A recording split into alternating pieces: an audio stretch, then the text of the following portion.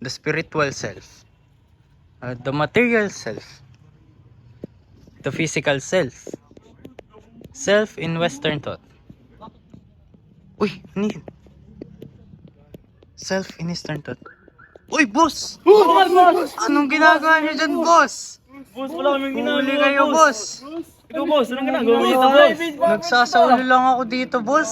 Anong ginagawa nyo? Anong ginagawa nyo dyan? Wala ka na dun, boss. Ay, nako. Alam nyo ba yung self in Eastern thought? Self-minister. Hindi, boss. Hindi namin alam yun. Nako, yan nyo? Hindi nyo alam? Gusto nyo malaman? Oh, pwede. Tara, sumama kayo sa akin. Aalamin natin. Ay, tara!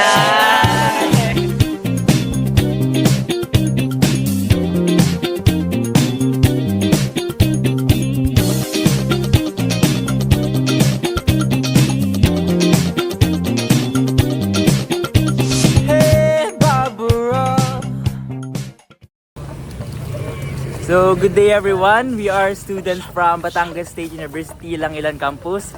And today, we plan to conduct an interview about the Eastern self-taught. So, we are right now going to the Barangay Kumintang Ibaba. So, ayun, I am Jan Jacob Barsolis. Along with my team. So, first we have Jerome Bure. I-slide ko yung right foot, sasabay ka pag inam. Okay, next we have Lawrence Villanueva. Di na ako maasinta, kumikinang sa mata nila ko kapiba. Next we have JB Mabuyo. Ako di mo pa rin ako mabibilog, go SM, di na biro mga gwapo. Next we have Janry. Okay, get low, tapos tutok mo mata mo sa akin, wag lilet. Next we have Dine Pagkalip. Alam ko lahat ng mangyayari, aking set ko lang yung request na walang talent. Next we have Elijah. Last we have Pogi. Baby, what you gonna do? Oh, baby, what you gonna do? Uy, ako naman pre. Hello guys, so bubudol. So we are here right now sa Neolib Bruce para bumili ng aming token of gratitude para sa aming interview.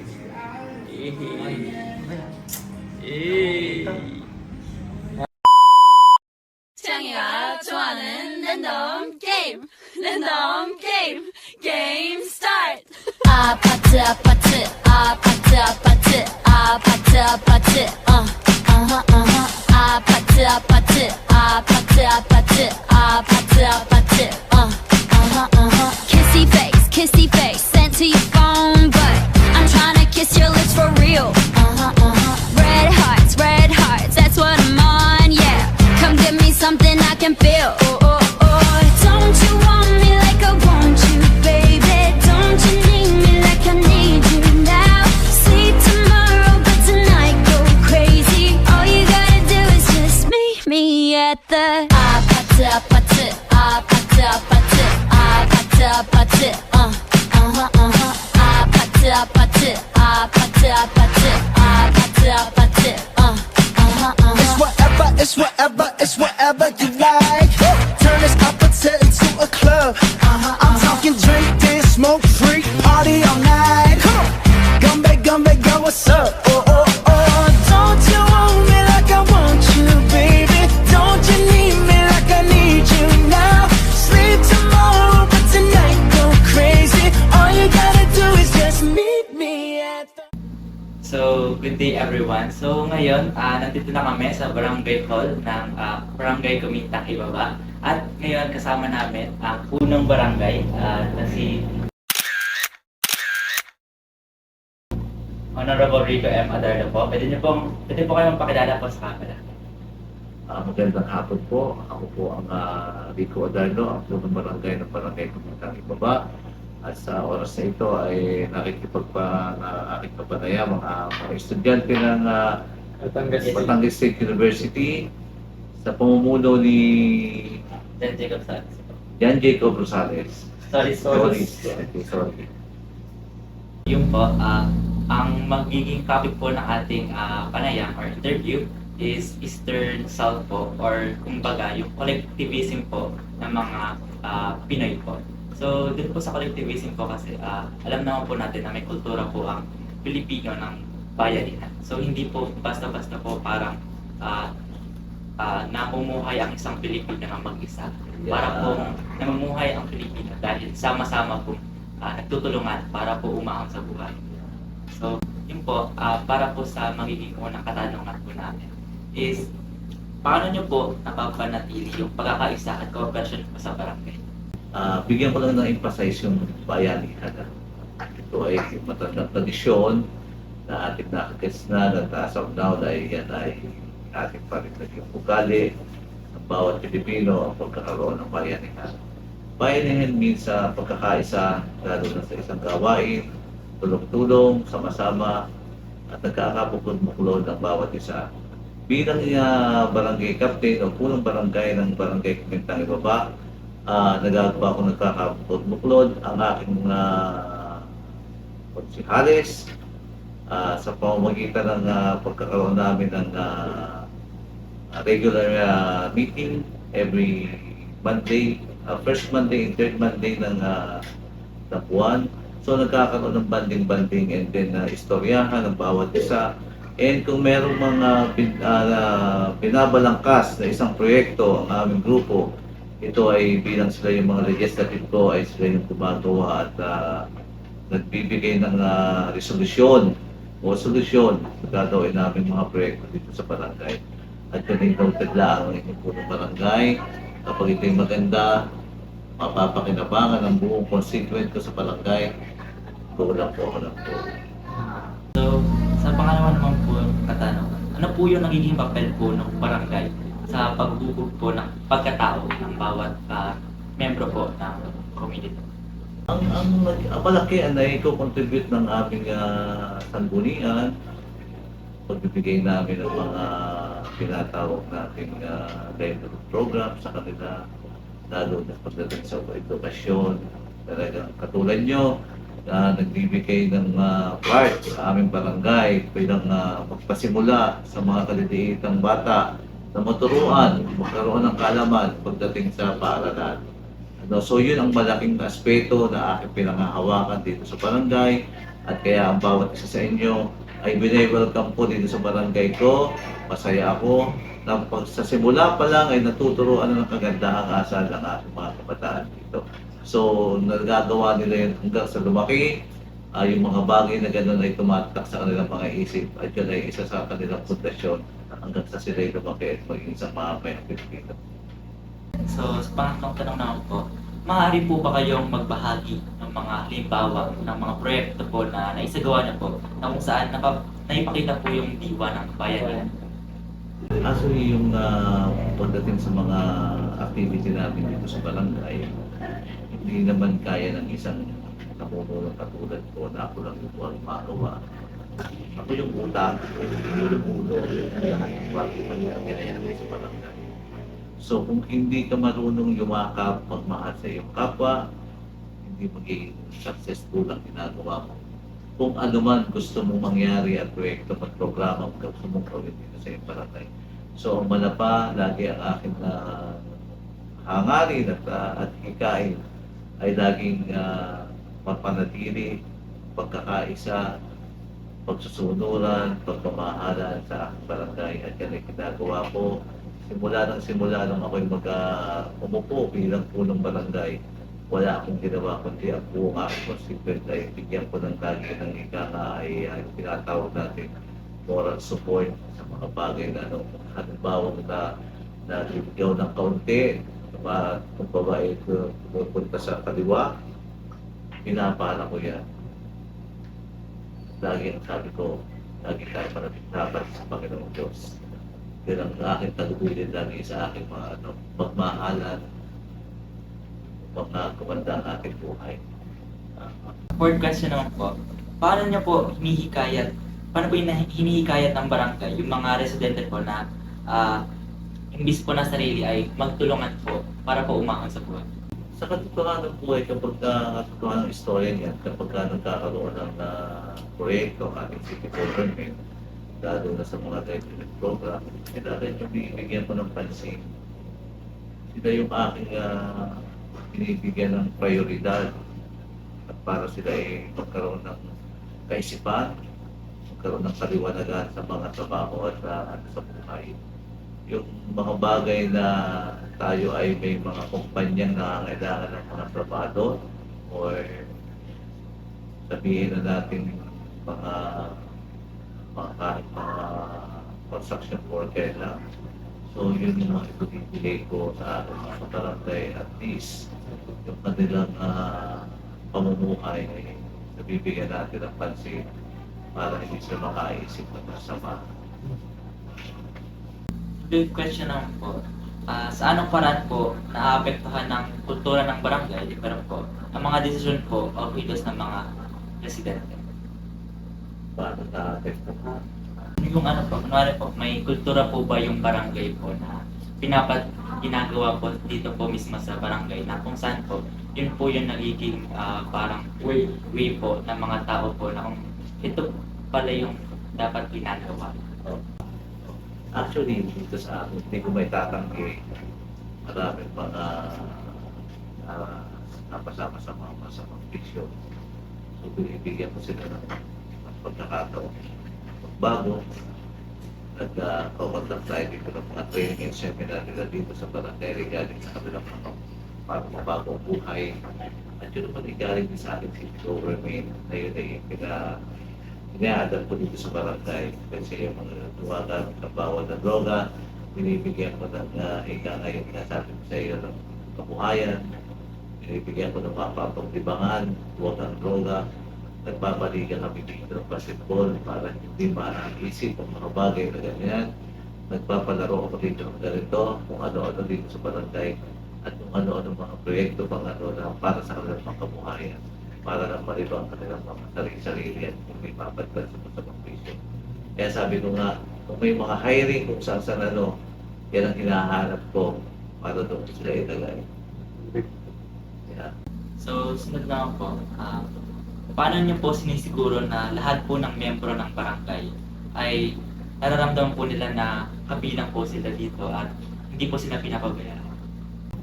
Ako ay ramdam nila kasi sa mga pangailangan nila ay sinasagot ko mga pinangailangan, huwag lang ang pera. Pero pag kung mga pagkain, may nakareserva akong mga pagkain diyan para sa kanila. Tsaka natutugunan ko yung gano'n ng pangailangan nila na napakasimpleng, in the simplest way, ay sila'y natutulungan ko. Ako ay humihingi sa gano'ng mga ika nga ay institusyon, ng mga ganito, para mabigyan sila ng pagkakakitaan at ang isang necessity ng tao ay pagkain lagi. Diba? Tubig. Yeah. So, yun ang mga bagay na hindi ko pinagdadaan sa kanila at aking pinararating. Every time na lang na may pagkikitaan, may ganong hanap buhay na pwede sa kanila, pinibigay ko sa ating mga kapalagay. Kaya ramdam nila na sila niyayakap ko lahat. So, sunod naman po ay ano po yung mga hamon na nararanasan niyo po sa pagpapanatili po ng pagkakaisa sa barangay po? Paano niyo po siya nalulunod? Actually, yung hamong laging nandiyan. Kahit ka na gumagawa ng mabuti, ng maganda, sa kapwa mo sa barangay, may mga creative ang pumupunta din. Naiingit. Yeah, yun yung right word, yung mga naiingit, yung mga masisilip, na ang isip nila ay sila yung kulang sa pansin. Sabi ko nga, kapag ang tao ay kuda ng kuda, yan yung tao kung walang nagagawa. So, manahimik ka na lang kung ano man yung bagay na naririnig mo, gawin mo na lang ng tama para sa kabarangay mo bilang ikaw ay namumuno sa barangay. Hindi ako nagpapa-apekto sa ganyan. Tinatawanan ko lang sa kanila. Sila ay talo, hindi talo lang. Yan. Sa next question naman po is, Dami. pati na lang po, last na po. Sa inyong pananaw po, bilang Pilipino po na yun nga po, para pong nagtutulungan po sa pag-angat ng bumuhay, paano niyo pa po siya pa-i-improve sa dito po sa barangay po? Paano niya pa po hikayatin po yung mga residente na magtulungan para po si Kabulo? Kasi ano mo yung pagtutulungan, ano nga sabi ko nga, yan na isa na ng ating kultura and ganyan. Pero sa panahon ngayon, ang mga taong ay merong dinadala mo sa ikangay maganda pero hindi ayaw ng padala kasi may kanyang sariling mundo. Lalo ng mga kabataan ngayon. Hindi ko nililihin yung ganun, tinatanggi yung mga bagay na gano'n. So yung sa akin, yung mga interesado at gustong matuto at gustong may marating sa buhay sa darating na panahon, yung mga scholarship na nilalagay ng ating gobyerno, binibigyan ko na sila ng kanyang mga pagkakataon at sila inilalakad nila para yun ang malaking tulong ko sa kanila at habang buhay na matatandaan nila nakatapos ako sa pamamagitan ni Pangulong Rico Aguilar. Kasi bakit? Binigyan na po at sinama ako sa scholarship ng isang sakay ng gobyerno. Nakatapos ako. Yun na lang yung pagpamalaki ko sa mga panahon ko nanunungkulan at yun ang aking nila gusto mangyari katulad nyo. Siguro kung ilan dito sa inyo, nilalakad na magpunong sa scholarship ng ating mga gobyerno, provincial government, city government, diga? Kung saan mga lokal na ng ahensya ng ating gobyerno, kung maaari matapos ang inyong pag-aaral, masustenehan, sa tulong ng mga ganyang scholarship. Kaya mamahalin kayo yung magulang. Bilang ako sa aking barangay, yan din ang pakiramdam ng aking mga constituent itong natutulungan ko at sana pagdating ng panahon, maalala lagi na nakatapos ako dahil sa tulong ni Pangulong Rico Aguilar. Kasi bakit? Tinulungan ako sa scholarship na kapag-aral naman nakatapos ako. So yun ang aking pina-active sa kanilang lahat ng ganong mga bagay. Tulong, hindi man sa bagay na financial, ay mga bagay na ika nga ay kayang-kaya na ito magsikap ka lang sa pag-aaral at ma-achieve mo ang iyong tagumpay. Yeah? So yun nga kasi kaya kayo mag-aaral kayo mabuti. Huwag yung bigyan ng sama ng lubang magulang. Ako may 4 na anak pero umaluan ako kasi mababait ang mga anak ko sa pag-aaral ko. Yeah? So, yung last na po. So, aside from that po, ano pa po yung mabibigay niyo po na mensahe po para po sa lahat na pagpatuloy po ang kultura ng Pilipino na magtulungan para sa ikabubuti? Yes, katulad ng grupo nyo. Ano kayo ngayon dito? Grupo, nagtutulungan. So, maganda. Sana panatilihin nyo hanggang sa magkaroon kayo ng pamilya. Kasi hindi nyo kaya namang mabuhay ng kayo nag-iisang katawan. Humihingi rin kayo ng payo at kayo sa mga magulang, sa mga kapatid, sa mga kasama, kaibigan, kumpare, lahat na. Para tumibay ang ating pagkatao. Kasi tandaan nyo, pag walang dumagay sa atin at tumutulong sa atin at nagbibigay ng saya sa atin, madali tayo magkita. So pag tayo matatag, laging masaya, maginhawang natin na pakiramdam sa araw-araw, masasabi kong titibay ang buhay. So, yan ang lang yung tatandaan, pag-aaral kayong mabuti, makinig sa mga magulang, huwag kayong sasangkap sa mga immoral na trabaho, o kung magiging komplikado ang buhay nyo, gawin yung strict. At as long as na kayo pinag-aaral ng inyong mga magulang, i-grab niyo yung mga opportunity na gano'n at yan ay para sa inyong lahat. Pagdating ng panahon, magkakapamilya kayo, may matibay na pamilya at magagaling na anak. Actually, ako may doktora din ako at gagaling ganito sa Pangulo. So, masaya ang buhay ko. At ang aking 4 na anak nasa maganda naman. Sila pa natulong sa akin sa kampanya. Pag wala akong may abot na bigas sa akin, mga akin sila nabili. So, gawin ninyo na lagi at unay Panginoong Diyos, pakalaway kayo o maging positive kayo sa inyong pag-aaral. Galingan nyo lamang. Walang bulok na estudyante lahat mga galing yan. Tandaan nyo. Pag kaya nila natuto, magaling yan. Siyempre, nag-i-start tayo. Ang pag-aaral na may step by step, hindi naman natin nandun tayo sa mataas. Kaya tiyaga-tiyaga lang mga anak ha. At tibay lang ng pundasyon at tiwala sa Panginoong Diyos at ang mga pag-aaral sa magulang mahalin ng mga magulang umali nga hindi na mawala sa akin ang mga magulang ko. Sa damdalam ko pag nawala sa akin parang may kalahati ng buhay ko nawala. Yeah. So, ganun dapat kayo maging prinsipyo niyo sa inyong sarili na hindi kayo ganyan agad. Na hindi kayo dapat kayo ay kung kayo pababayaan ng mga magulang ay di sa kayo pupulutin. Maka sa barkada, magaling mo ang barkada yung maganda. Dalawang klase ang barkada, ulit, ba't ay pwede mo sabihin at tayo gaganda po ay. Basta may papaalala ko sa inyo, mag-aaral ng mabuti hanggang kayo pinag-aaral ng magulang na magkaroon ng magandang direksyon ng inyong mga buhay. Okay? Okay, thank you very much and good afternoon sa inyong lahat. Thank you po. So, dito lang po para po sa aming interview. Tunay po na yung mga sagot niyo po is mas lalo pong ipagdag po sa kaalaman namin in terms po ng Eastern Thought of South po. So, ayun po, maraming salamat po. So, bago po kayo mag-end, meron po kami guys, so, pag-participate po sa aming Ay, saan kayo pulutan? Pwede. Pwede daw. Kaya kayo mga kayo na may thank you po sa thank you. Kaya kayo mga iba't ibang lugar kayo. Oo. Sino ang magulang yung magsasabong? Tito. Lolo po. Kami huwag na magsabong at masisira ang buhay. Pwede po bang Mapag-ongkira po ng message. Documentation po. Pangalan ikaw. Magsusumikap. Magsumikap ng maabot ang pangarap.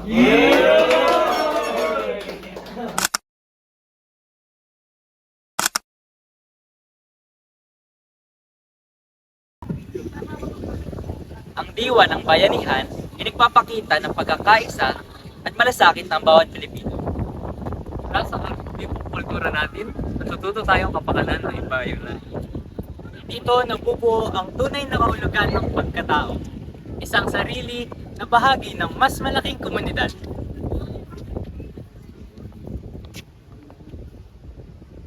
At laging tatandaan, mula kay Kap! Magsusumikap!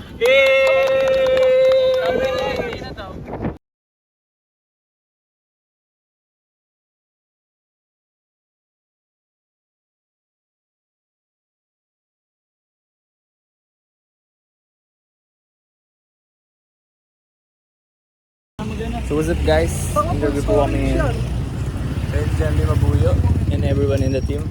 Let's go team. So let's go. Chicken.